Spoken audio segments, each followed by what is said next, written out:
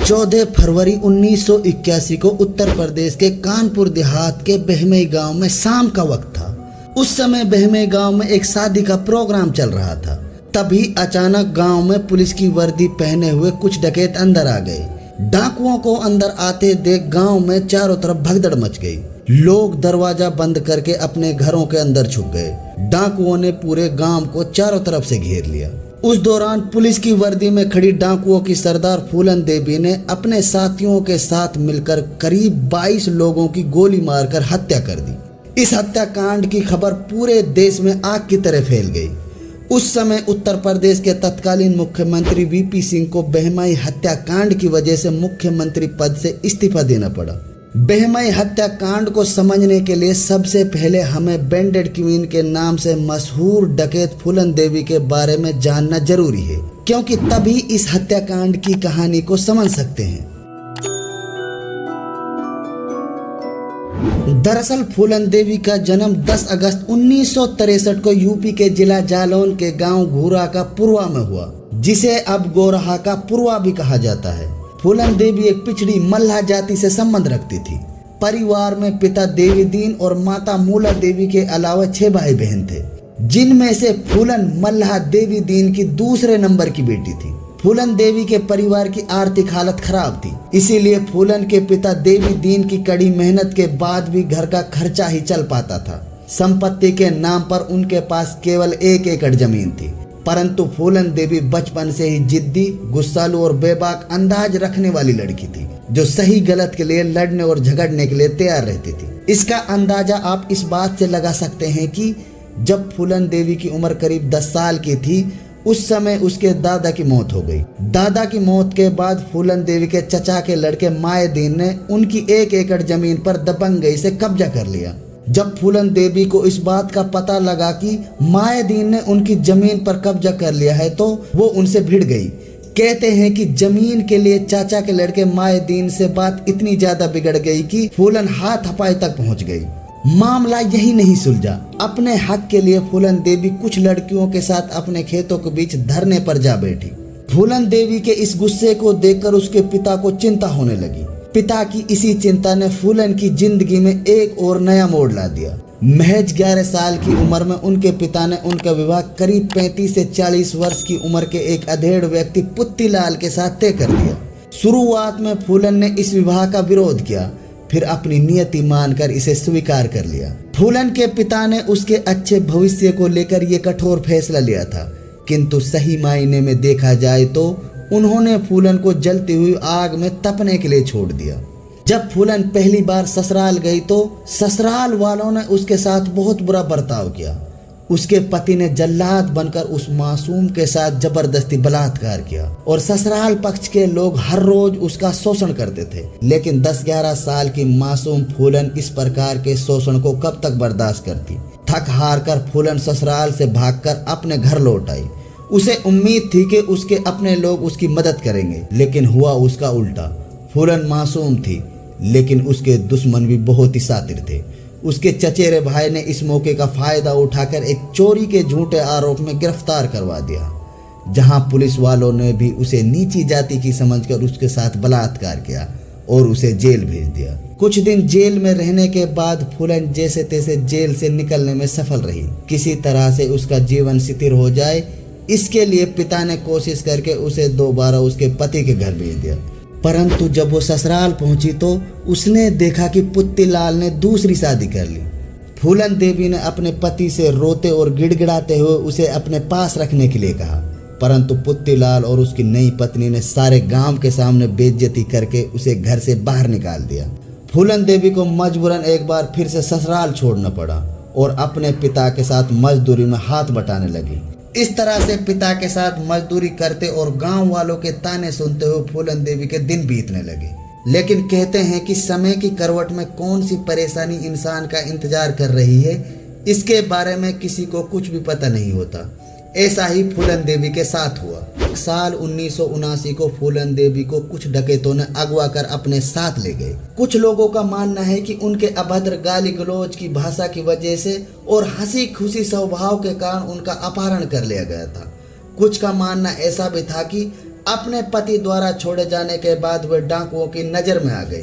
अपनी आत्मकथा में वे केवल किस्मत को ये मंजूर था या भाग्य का हुक्म था में कहती है कि अपने ऊपर हुए अत्याचारों की वजह से और उनसे बदला लेने के लिए वे डाकुओं के एक गिरोह से जुड़ गई थी। बहरहाल वजह कोई भी रही हो, इसका कोई प्रमाण नहीं है। जिस गिरोह ने फूलन देवी का अपहरण किया था उस गिरोह का सरदार उस समय बाबू गुर्जर था। अपहरण हुई फूलन देवी का गिरोह के सरदार बाबू गुर्जर ने लगातार 3 दिनों तक बलात्कार किया और उसे बेरहमी से भी पीटा।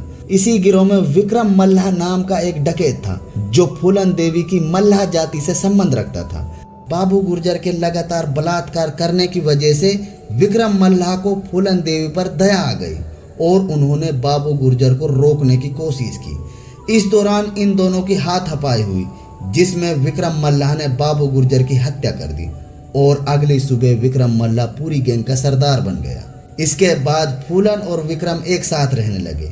इस दौरान फूलन ने विक्रम से राइफल चलाने के अलावा बुलंदखंड में गिरोह की गतिविधियों में भाग लेना शुरू कर दिया। विक्रम और फूलन ने उत्तर प्रदेश और मध्य प्रदेश के बीच की सीमा में फैले हुए उन गांवों पर हमला और लूटपाट की जहां ऊंची जाति के लोग रहते थे। इनके गिरोह ने धनी और समृद्ध लोगों को फिरौती के लिए अपहरण जैसी वारदातों को भी अंजाम दिया और कभी कभी राजमार्गों पर डकैती करना और नई कारों को अपना निशाना बनाना और उनको लूटने का काम भी शुरू कर दिया। कुछ हफ्ते बाद गिरोह ने उसी गांव पर हमला किया जहां फूलन का पति रहता था। फूलन ने खुद अपने पति को खींचकर घर से बाहर निकाला और ग्रामीणों के सामने पुत्तीलाल को चाकू, लात, घूंसे और बंदूक के काट से वार कर उसे अधमरा कर दिया। गिरोह ने उसे सड़क के किनारे लगभग मृत अवस्था में छोड़ दिया। फूलन देवी ने गांव वालों को चेतावनी देते हुए कहा कि यदि किसी अधेड़ उम्र के आदमी ने किसी जवान लड़की से शादी करने की कोशिश की तो उसे फूलन देवी का सामना करना होगा। इस तरह से लूटपाट की घटनाओं को अंजाम देते हुए चंबल की घाटी में फूलन और विक्रम के बीच प्यार हो गया। अपनी गैंग के साथ बीहड़ में रहते हुए फूलन को लगने लग गया कि अब उसका जीवन सुखी हो गया है, लेकिन फूलन की जिंदगी में अभी सुख कहाँ आने वाला था। उसकी जिंदगी में अभी इससे भी भयानक मुसीबत उसका इंतजार कर रही थी। तभी इसी गैंग के 2 आदमी श्री राम और लाला राम, जिनको पुलिस ने डकैती के दौरान पकड़ लिया था, वो जेल से रिहा होकर वापस गिरोह में शामिल हो गए। श्री राम और लाला राम दोनों उच्च जाति के राजपूत भाई थे। गिरोह में शामिल होने के बाद उन लोगों को पता चला कि विक्रम ने बाबू गुर्जर की हत्या कर दी और खुद गिरोह का सरदार बन गया। बाबू गुर्जर की हत्या के बारे में सुनकर दोनों भाई गुस्से से आग बबूले हो गए और उन्होंने इसके लिए फूलन देवी को जिम्मेदार माना। कुछ समय बाद श्री राम और फूलन देवी के बीच नोकझोंक शुरू हो गई। कहा सुनी के दौरान श्री राम ने फूलन देवी के गिरेबान पकड़ लिया। फूलन देवी ने आरोप लगाया कि श्री राम ने उनके सतनों को पकड़ा है और उनसे छेड़छाड़ की। गिरोह के सरदार होने की वजह से विक्रम मल्लाह ने फूलन पर हमला करने के लिए श्री राम को फटकार लगाकर फूलन देवी से माफी भी मंगवाई। नीची जाति की फूलन से माफी मांगने की वजह से श्री राम और लाला गुस्से से आग बबूला हो गए और विक्रम और फूलन के खिलाफ साजिश कर उनकी हत्या का प्लान बनाना शुरू कर दिया। जब भी गिरोह किसी गांव में लूटपाट करने जाया करता था तो उस दौरान श्री राम और लाला राम उस गांव के मल्लाहों को पीटना और उनका अपमान करने का एक भी मौका नहीं छोड़ते थे। इस प्रकार की वारदातों ने 10 गिरोह के मल्लाह सदस्यों को नाराज कर दिया, जिसमें से कई लोगों ने गिरोह छोड़ दिया था। दूसरी ओर श्री राम और लल्ला राम का निमंत्रण पर लगभग 1 दर्जन राजपूत गिरोह में शामिल हो गए थे और सत्ता का संतुलन धीरे धीरे राजपूत जाति के पक्ष में हो गया। तब विक्रम मल्लाह ने सुझाव दिया कि गिरोह का 2 भागों में बंटवारा किया जाए। एक गिरोह राजपूत जाति का होगा तो दूसरा मल्लाह जाति के लोगों का होगा। श्री राम और लाला राम ने बंटवारे के सुझाव को इस आधार पर मना कर दिया कि जिसके लोगों की गिरोह में ज्यादा संख्या होगी उसी को सरदार बनाया जाएगा। गिरोह के अंदर अन्य मल्लाह जाति के लोग भी विक्रम से खुश नहीं थे, क्योंकि विक्रम फूलन से प्यार करता था। इसीलिए गिरोह की बातों से ज्यादा विक्रम फूलन की बातों को ज्यादा अहमियत देने लगा। कुछ अन्य मल्लाह जाति के लोगों के विक्रम की पत्नी के साथ रिश्तेदारी के संबंध थे और मल्लाह जाति के लोगों को नाराज करने का बचा हुआ काम फूलन देवी की जुबान ने कर दिया। बंटवारे के इस प्रस्ताव के कुछ दिन बाद ही श्री राम और विक्रम मल्लाह के बीच झगड़ा हो गया और इन दोनों के बीच गोलीबारी शुरू हो गई। अंधेरा का फायदा उठाकर विक्रम और फूलन भागने में कामयाब हो गए। हालांकि बाद में लाला राम के गिरोह ने उनका पता लगा लिया और विक्रम मल्लाह की गोली मारकर हत्या कर दी और गिरोह के सदस्य फूलन देवी को उठाकर राजपूत बहुल बहमई गांव ले गए, जहां श्री राम, लल्ला राम और कई नए राजपूत डकैतों के घर थे। फूलन को बहमई गांव के एक घर के अंदर बंद कर दिया और लगातार 3 हफ्तों तक ठाकुर जाति के लोगों ने उसके साथ बलात्कार किया। हद तो तब हो गई जब उन्होंने उसे गांव के चारों ओर नंगन अवस्था में घुमाया।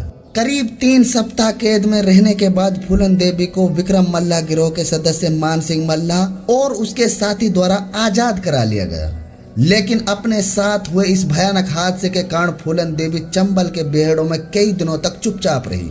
उसे देखकर ऐसा लगता था कि मानो एक जिंदा लाश है, लेकिन समय धीरे धीरे हर गहरे से गहरे जख्म को भर देता है। कुछ समय चंबल के बेहड़ों में रहते हुए फूलन और मान सिंह के बीच प्रेम प्रसंग शुरू हो गया, लेकिन फूलन अपने साथ हुए बहमई सामूहिक बलात्कार की वजह से अंदर से जल रही थी और वो ऊंची जाति के लोगों से बदला लेना चाहती थी।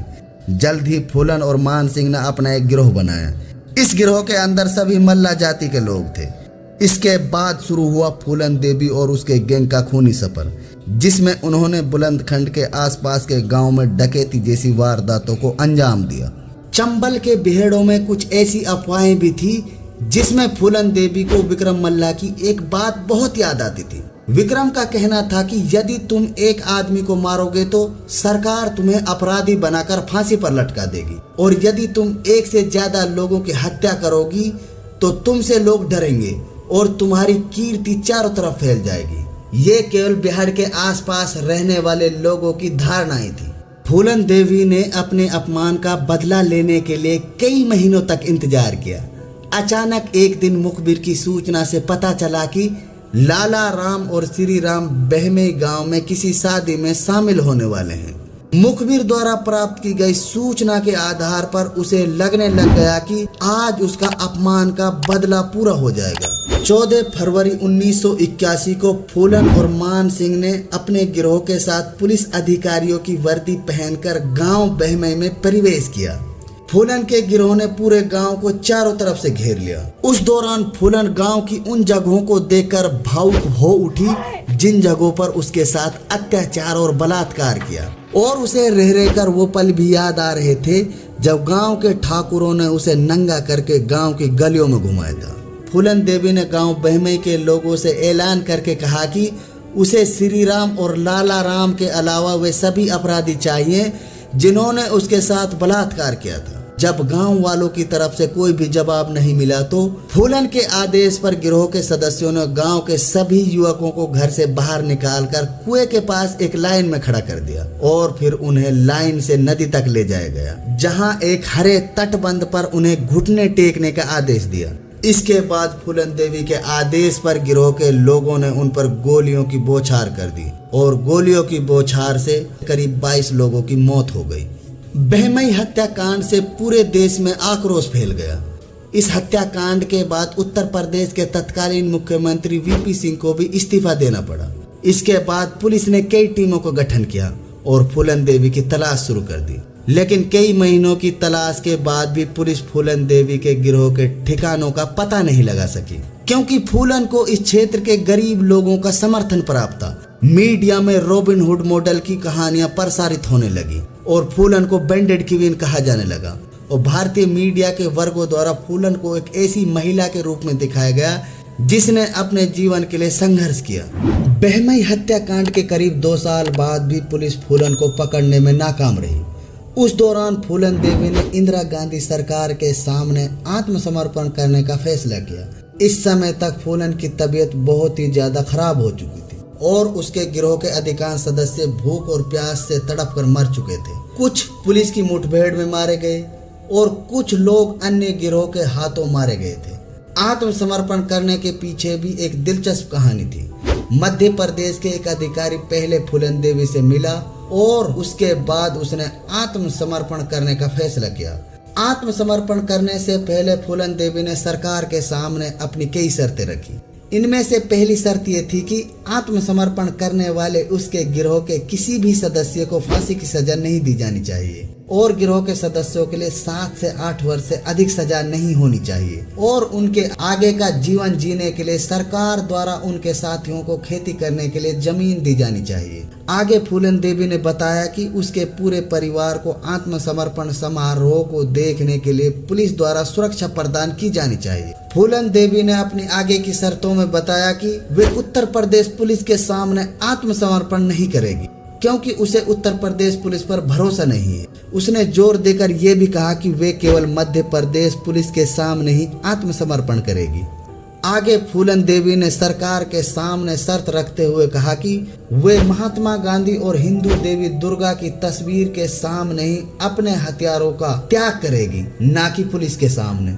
फरवरी 1983 को फूलन देवी और उसके गिरोह के सदस्यों ने मध्य प्रदेश के भिंड में महात्मा गांधी और दुर्गा देवी के चित्रों के सामने अपने हथियार रख दिए और सरकार के सामने आत्मसमर्पण कर दिया। उस दौरान मध्य प्रदेश के तत्कालीन मुख्यमंत्री अर्जुन सिंह के अलावा 10,000 लोग और 300 पुलिसकर्मियों की भीड़ थी। सरकार द्वारा फूलन देवी पर 38 अपराधों का आरोप लगाया, जिनमें से डकैती और अपहरण के 30 आरोप शामिल थे। इसके बाद सरकार ने उसे ग्वालियर की जेल में भेज दिया। साल 1994 में फूलन देवी को पैरोल पर रिहा कर दिया गया।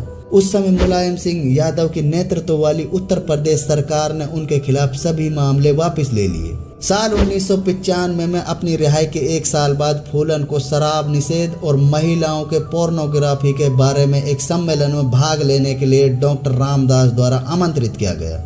यहीं से फूलन देवी का राजनीतिक सफर शुरू हुआ।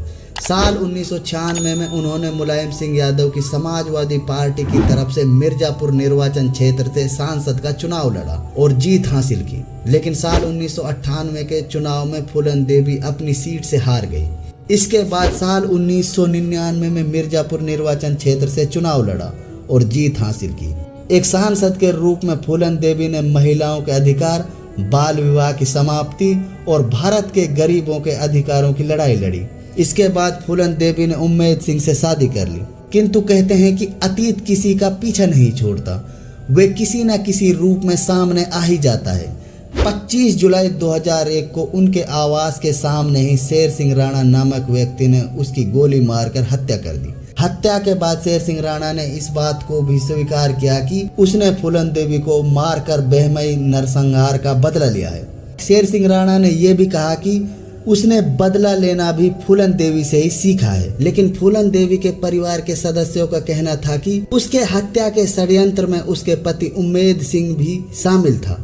फूलन देवी को लेकर लोगों की अलग अलग राय है। कुछ लोग उसे नरसंहारक के रूप में देखते हैं, तो किसी के लिए वो दुष्टों का नाश करने वाली देवी थी।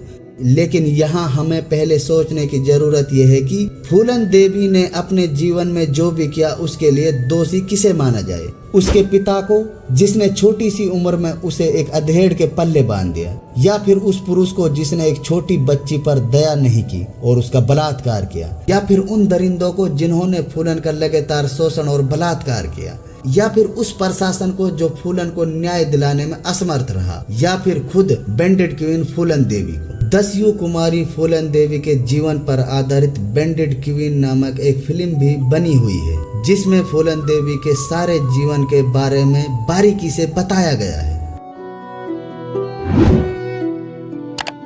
आज के वीडियो में बस इतना ही। यदि आप चैनल पर नए हो तो हमारे चैनल को सब्सक्राइब करें। वीडियो अच्छी लगी हो तो वीडियो को लाइक और शेयर करें। चलिए मिलते हैं एक नई कहानी के साथ एक नए वीडियो में। शुक्रिया।